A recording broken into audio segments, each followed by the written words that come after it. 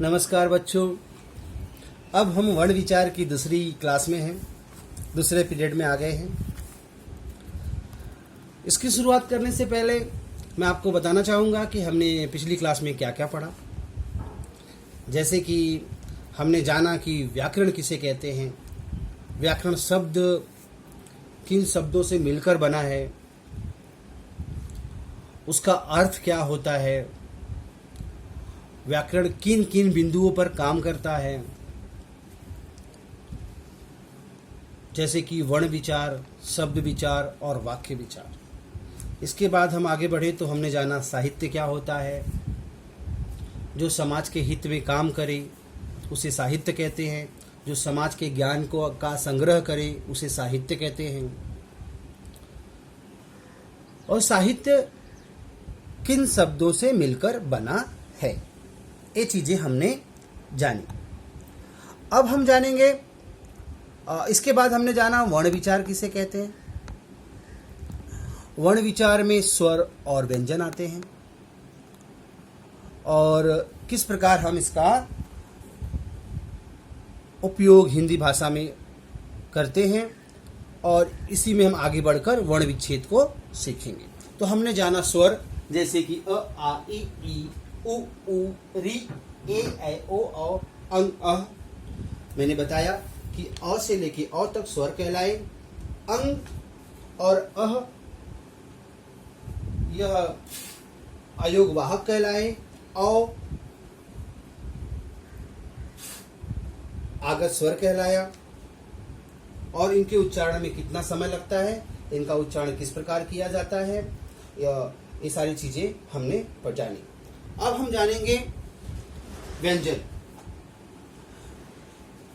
स्वर और व्यंजन दोनों में अंतर क्या है, व्यंजनों की संख्या कितनी होती है, व्यंजनों का उच्चारण कैसे होता है, व्यंजनों के उच्चारण में किस प्रकार स्वर सहायता करता है, इत्यादि चीजें हम जानेंगे। बच्चों,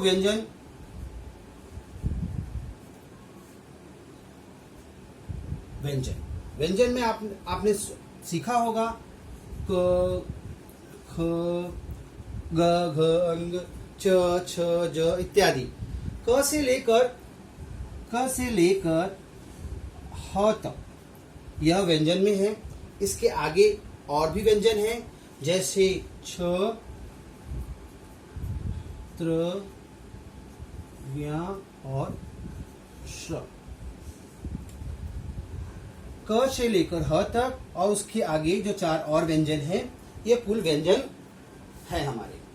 पर मैंने, आपका विचार होगा मैंने छ, त्र, ज्ञ और श को अलग क्यों लिखा, क्योंकि क, ख से लेकर ह तक जितने भी व्यंजन हैं, उनके उच्चारण में उनके साथ केवल स्वर अ लगता है। जैसे क केवल स्वर अ लगा हुआ है, क से लेके ह तक, उसमें अलग अलग मात्राएं भी लग सकती हैं। जैसे क जब हम कहते हैं तो क कैसे बना हुआ है, हलंत लगाने पे ये आधा क हो जाता है, आधा क धन अ। इस प्रकार क का निर्माण हुआ, ख आधा ख मतलब हलंत और अ। इस प्रकार ख का निर्माण हुआ। छ, त्र, ज्ञ और श, इसको हम संयुक्त व्यंजन कहते हैं। क्या कहते हैं? संयुक्त व्यंजन। अब आपका प्रश्न होगा संयुक्त व्यंजन क्यों? क्योंकि छ, त्र, ज्ञ और श्र यह दोनों व्यंजन, ये चारों व्यंजन दो व्यंजनों के मेल से बने हुए हैं।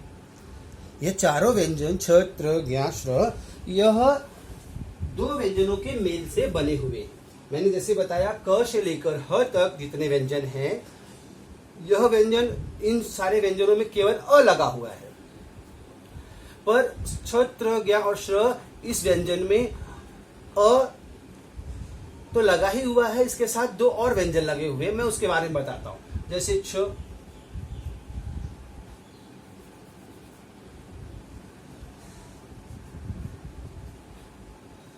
आधा क, धन आधा श, धन अ। अब देखिए यहाँ क कैसे बना हुआ है अर्ध क और धन अ। क का जब हम उच्चारण करते हैं क, आधा क धन अ। ख का उच्चारण करते हैं तो आधा ख धन अ। छ का उच्चारण करते हैं आधा क धन षटकोण वाला श धन अ। अभी त्र का आधा त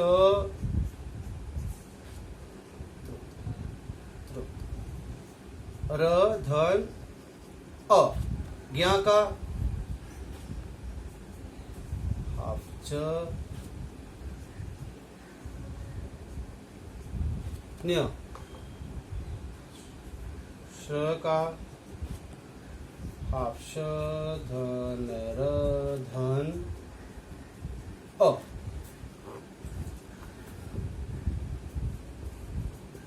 आपने देखा कि यह जो व्यंजन है संयुक्त व्यंजन क्षत्र ज्ञा और श्र, इनका जब वर्ण विच्छेद किया गया तो आपने पाया कि यह दो व्यंजनों के मेल से बने हुए हैं। जैसे क्ष आधा क धन श धन अ, त्र आधा त धन र धन अ, ज्ञ आधा ज धन न्य धन अ, फिर श आधा श धन र धन अ। यह दो, इनमें दो व्यंजन जुड़े हुए हैं और इसमें केवल एक स्वर जुड़ा हुआ है, इसलिए यह व्यंजन कहलाए। और इन्हीं व्यंजनों में से इन्हें हम बाकी के चार व्यंजनों को हमने संयुक्त व्यंजन इसलिए कहा क्योंकि इनमें दो व्यंजन जुड़े हुए। आप देखिए यहाँ क धन अ से क बना, ख धन अ से ख बना, पर यहाँ क फिर दूसरा व्यंजन श फिर अ जाके जुड़ा है, इसलिए इन चार व्यंजनों का नाम क्या दिया गया? संयुक्त व्यंजन। तो आपने स्वर जाना, व्यंजन जाना और संयुक्त व्यंजन जाना।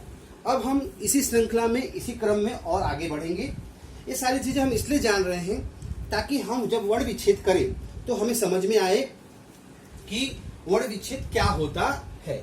अब हम एक चीज और जानेंगे, र के प्रकार। अब र के प्रकार क्यों जानना जरूरी है उसे मैं अभी बतलाता हूं। र के प्रकार, क्योंकि र कुल 4 प्रकार के होते हैं। अगर आपको पता है तो ठीक है, नहीं तो मैं बतलाने की कोशिश कर रहा हूं। र के प्रकार,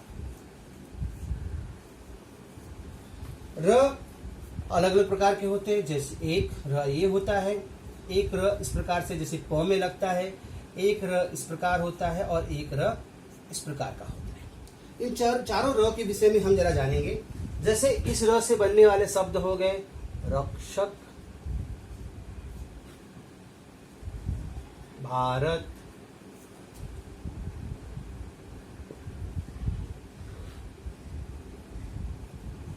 रोज। इससे बना प्रमाण, प्रकाश,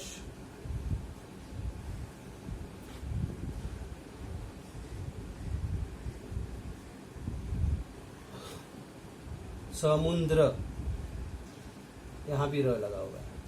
इसके बाद हम यहां देखते हैं कर्म, वर्षा, आदर्श। अब यहां आते हैं ट्रक,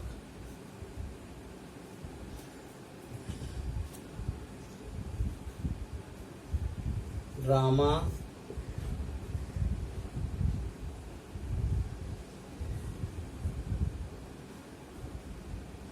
ड्रम। तो बच्चों आपने देखा र के 4 प्रकार। र के 4 प्रकार हैं जिनका प्रयोग अलग अलग ढंग से किया जाता है। जैसे देखिए यहाँ र रक्षक में आया है, यहाँ प में र बन के इस्तेमाल हुआ है, यहाँ यह र म के ऊपर इस्तेमाल हुआ है और यहाँ यह र ट के नीचे इस्तेमाल हुआ है। पर इन चारों र में एक विशेष बात हमें जानना जरूरी है कि जो यह र होता है, यह र कभी भी व्यंजन के बाद उच्चारण नहीं किया जाता। इस र का उच्चारण कभी भी जिस व्यंजन पे लगा हुआ होता है उस व्यंजन के पहले होता है। जैसे हम यहाँ देखते हैं र श क, प्रमाण, प किया फिर र इस्तेमाल हुआ, प और र पहले प आया फिर मुंह से र का उच्चारण हुआ। पर यहाँ देखिए कर्म, तो पहले क हुआ फिर र हुआ और फिर म हुआ, मतलब यह र म से, इस र का उच्चारण म से पहले हुआ है। अब यहाँ देखिए आदर्श, श से पहले, आदर्श श से पहले र का उच्चारण हुआ है, आदर्श, आदर्श। तो इस प्रकार जो यह ऊपर जो लगता है र उसका उच्चारण जिस व्यंजन पे लगा होता है इस व्यंजन से पहले किया जाता है। अब आपको मात्राओं के विषय में थोड़ी जानकारी मैं देना चाहूंगा कि मात्राएं कहने का अर्थ है मात्राएं किस प्रकार प्रयोग में आती हैं। आप सभी लोग जानते होंगे कि मात्राओं का प्रयोग स्वर जो है अ आ इ ई उ री ए ऐ ओ औ अंग अह औ इत्यादि जो स्वरों के अंतर्गत आते हैं, इन सब की मात्राएं होती हैं। ये सारी मात्राएं व्यंजनों के साथ मिलकर शब्दों का निर्माण करती हैं। तो अब हम इसके बारे में भी जानेंगे और आखिरकार ये सारी चीजें जानने के बाद हम वर्ण विच्छेद का अभ्यास करेंगे। धन्यवाद।